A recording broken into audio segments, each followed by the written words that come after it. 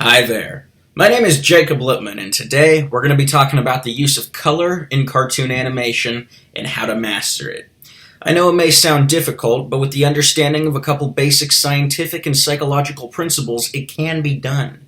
First, let's go over a brief history of color in cartoon animation over the past 100 years. Before the use of color in animation, cartoons were made with either pencil and paper or on cel with black and white paint.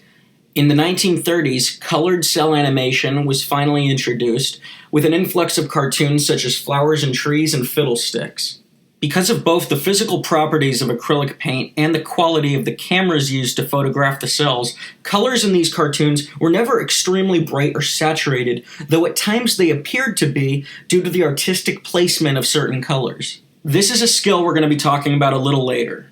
Even as the quality of cameras progressed, colors continued to not be extremely bright or saturated because of, again, the physical properties of acrylic paints. But in the mid-90s, a digital coloring process called CAPS was introduced, which soon became popular and eventually took over cel animation entirely. Now, what's great about CAPS is it's a quicker, easier process, and it's more conducive to a financially successful cartoon because you're not buying paint, you're not buying cels, and you're not waiting for the paint on the cels to dry.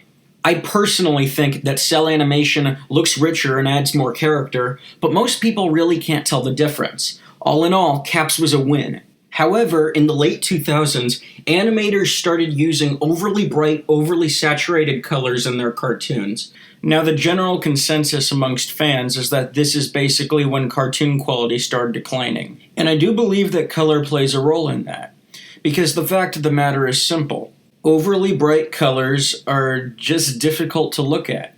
So the question is, why do these overly bright, overly saturated colors repel us so much? Well, it all boils down to a basic scientific principle. You see, what we call color is actually our perception of light. And the brighter a color is, the lighter a color is, the more it reflects. You'll notice when you're outside reading a book in the sun, the light reflects back into your eyes, making it hard to look at.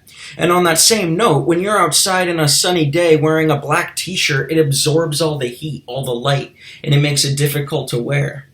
Well, the same thing happens psychologically. When you see overly bright, overly saturated colors, it reflects. It's hard to, absorb into a cartoon where all the colors are boom, boom, boom right at you. Whereas if the colors are warmer, like in some of these older cartoons, you feel more comfortable, confined, and at home. That's not to say that you shouldn't have bright colors at all. You're going to want things that are bright and colorful, but you want them to be bright and colorful relative to their surroundings. They're like highlights. Remember when you were in school and your teacher would have you go over important notes with a yellow highlighter? Well, making a cartoon where everything is super bright and super colorful is kind of like taking your notebook and highlighting the whole thing. It doesn't add anything, it just makes it more difficult to look at. Take a look at the Grinch cartoon made by Chuck Jones. All these colors appear bright, but that's because they are bright relative to their surroundings. The relativity of color saturation is the key to making colors appear bright without doing this to your audience. Let's take my shirt, for example. It appears very bright, very colorful, very garish, and it is. But it's only bright and colorful relative to the things around me. I'm going to take a photograph of my shirt, we're going to put it into Photoshop, and we're going to use the dropper tool to see what the color actually is. And I think you might be surprised. Here I have taken a sample of every color on my shirt, and you'll see that in actuality they are not extremely bright. Here I have taken the exact yellow that was on my shirt and put it next to an oversaturated yellow, and as you can see, in this context it appears quite pale by comparison. Now let's look at a real example from a cartoon on TV. The character I'm going to be using today is SpongeBob SquarePants from the famous Nickelodeon show of the same name. In the beginning of the show, the colors were quite muted, but over time they became more and more saturated. To show you just how much of a difference it makes, here's a side-by-side of a Season 1 SpongeBob and a SpongeBob from today. As you can see, the one on the right is much brighter and much more saturated. Now, let's take the yellow from my seemingly bright and garish shirt and see which of these two SpongeBobs the yellow is closer to. As you can see, it's closer to the SpongeBob on the left. Now we're going to do a really extreme example. Let's take a look at Teen Titans Go, a modern-day cartoon with extremely saturated colors. Now, let's take the yellow from my shirt and put a big squiggle of it in the middle of this image.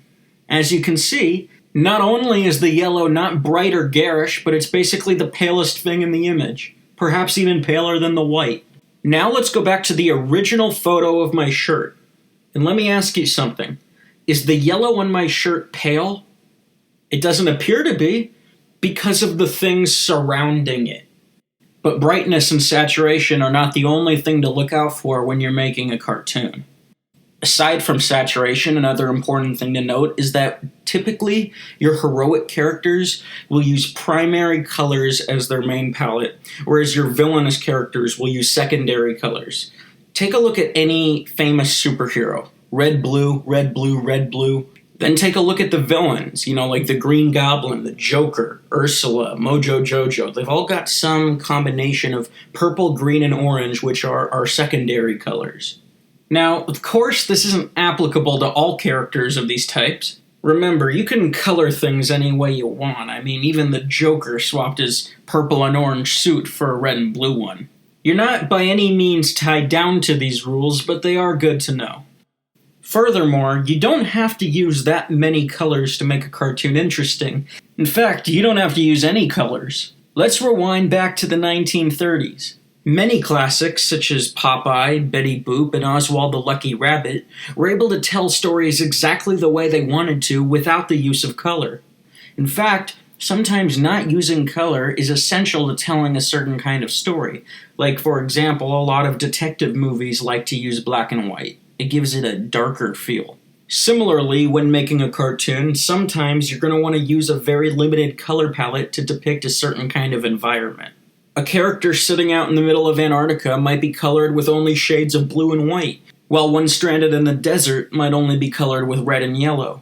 This character I made, for example, is standing out in the middle of the night staring at the moon, and to convey both the strength and the significance of the moonlight in that scene, I colored in the character using only moonlight colors. Now, if I were to color the character using a traditional palette, he would look more like this. As you can see, he doesn't fit into this environment as well. But one thing you will notice is that due to his surroundings, his colors appear very bright. So there you have it, a couple simple tips and tricks on how to make your cartoons more colorful, more pleasant, and simply stand out from all the rest.